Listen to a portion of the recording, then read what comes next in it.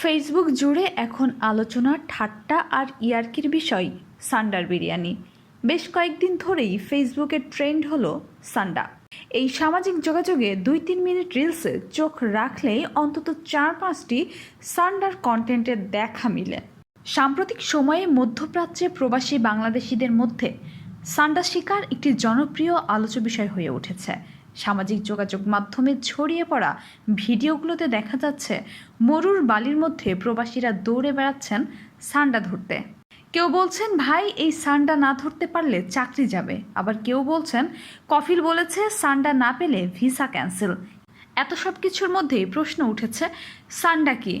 ব্রিটানিকার তথ্য অনুযায়ী সান্ডা আসলে স্পাইনি টেইলড লেজার্ড বা কাঁটাযুক্ত লেজওয়ালা টিকটিকি। এর বৈজ্ঞানিক নাম ইউরোম্যাস্টিক্স। এটি অ্যাগামিডি গোত্রের অন্তর্গত। এর 1 ডজনের বেশি প্রজাতি রয়েছে।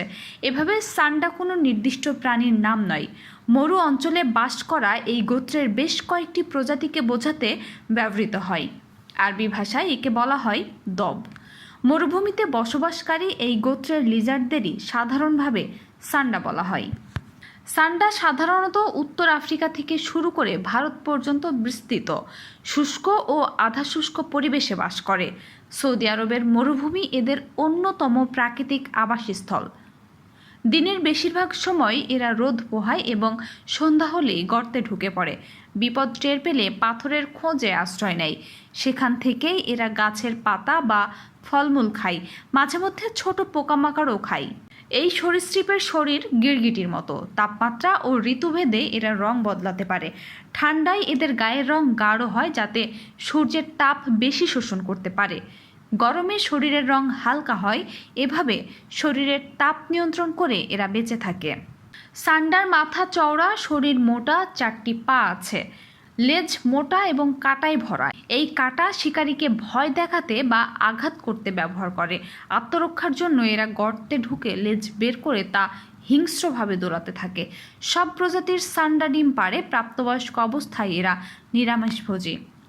মরুভূমির বেদুইন বা স্থানীয় গোষ্ঠীর মানুষ এই সান্ডা ধরেন এবং কেউ কেউ এগুলো খান। কেউ কেউ সান্ডার বিরিয়ানিও রান্না করেন। সান্ডা তেল একটি প্রাকৃতিক তেলের মিশ্রণ যা আয়ুর্বেদিক চিকিৎসায় ব্যবহৃত হয়।